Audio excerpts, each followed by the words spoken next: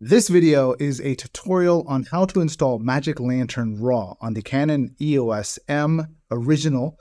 And you'll also notice, just as a side note, this is a dual mount. This is an EFM and E mount combo. We'll talk about that at a future date.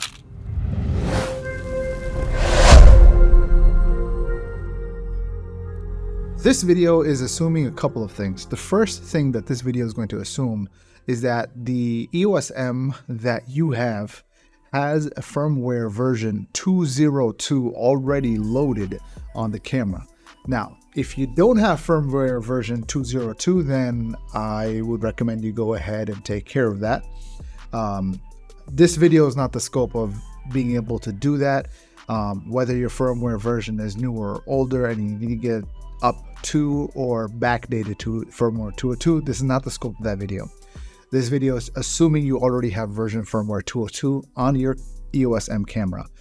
And so that's that. The second thing that this video that I am assuming of you is that you are going to be using the appropriately appropriate spec SD card. What I'm using here is the SanDisk Extreme Pro 170 megabytes per second, 256 gig card.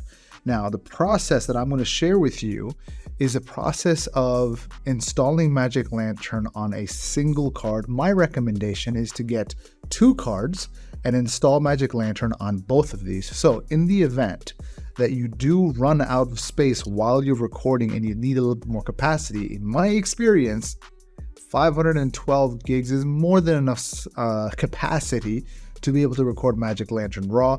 However, with 256 gigs in a single event or an evening, I do manage to fill that up rather quickly. 128 or 64 gigs has never been enough for me. So I do recommend having a 256 gig card, at least ideally two of them, that you will have Magic Lantern loaded onto. So those are the assumptions that we're going to go in with. Now, the process that you have to follow is, number one, you need to turn the dial on your camera here. You got to turn it into photo mode. But before you do that, ensure that in addition to version 2.2, let's move over to the first wrench icon. You got to format your card on the inside. Go ahead and click OK. I format the card. Once the card is formatted, you got to simply take this out, and then I'm going to go ahead and plug that right into my computer system here. This right here is my SD card folder. I'm going to simply take the contents from the Magic Lantern compressed file. You'll notice here is Magic Lantern prop mood 2024 February 19th custom EOS M 202.zip. I will include a link to that file in the description below. So if you need to be able to download that, you'll be able to download it from the link below. So go ahead and copy those files into the root directory of Magic Lantern. Once you have completed that, all you need to do then is simply eject your card, take this card out and put it back into your EOS M. And again, make sure that the EOS M is in photo mode. Ensure that the camera is on. So press menu on the back of the camera. And then from there, move all the way over to the last wrench. Go to firmware version 2.02. Current firmware version 2.00. Update firmware. OK. Basically press the right side on the dial, D-pad. Click OK. And then it will proceed to update the firmware right now, and then it will start installing Magic Lantern, and it basically says restart your camera.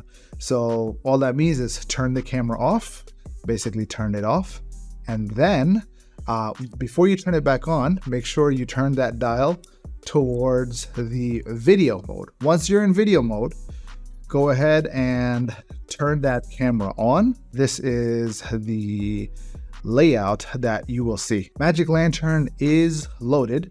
All you have to do to be able to access the menu within Magic Lantern, on the back of your camera, press and hold the bottom key, and then that will bring up this prompt, and then you'll be brought over to the menu. So, but before I do a walkthrough of the menu, and I'm going to do that in a separate video, I just want to give you a layout of what you're seeing on the screen here of Magic Lantern. This is essentially the interface. If you're not familiar with it, right up here, what you're seeing are the levels for the audio. Then you will see if raw video is enabled. You'll also see the temperature of the camera.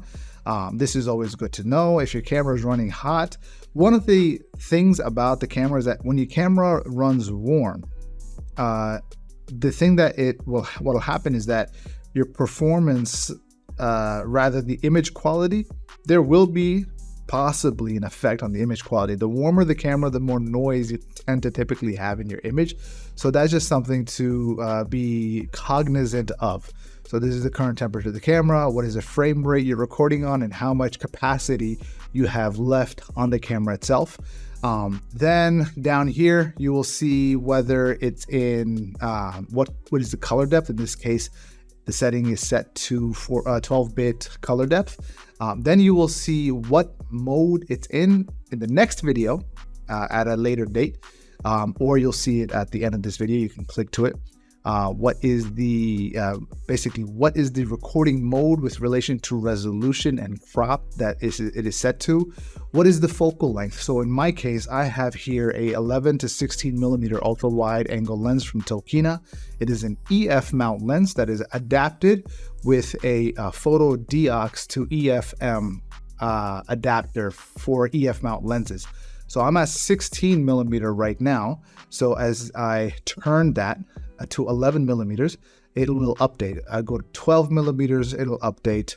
And then 13, it'll update. It takes a moment. And then 14, 15, 16. And then at the same time, you will see right down here, which is the aperture reading. That is right now it's at f2.8. I'll show you how to change all that information. But that's the aperture reading is f2.8. Then you have the shutter speed 1/200. Again, you can change it. ISO, where it's at right now. White balance, color temperature 6500. This has to do with the focus distance scale. So if I change my focus to say infinity, boom, now it's at infinity. I bring it all the way to the closest focusing distance, which is 32 centimeters. That reader will tell me exactly where it's at. Also, right now, this lens is in manual focus. If I switch it over to autofocus, yeah, there you go. It updated to autofocus. And then right here, you'll see how much battery is left in the camera. Now, one of the things I do advise, and I will close off with this, the battery that is on the camera is fully charged before you go ahead and install Magic Lantern or do any of these things. So make sure you have 1 or 2 spare batteries, camera's fully charged, and that way you're good to go. That is the conclusion on how to install Magic Lantern RAW on your Canon EOS M with little to no difficulty. In the next video, we're going to be going over basically the walkthrough of the menu of everything that you need to know. What are the settings that I recommend when you're recording raw video, and what are things to stay to be aware of as you operate this underrated cinema beast that is as amazing as it is. So stay tuned. I'll see you soon.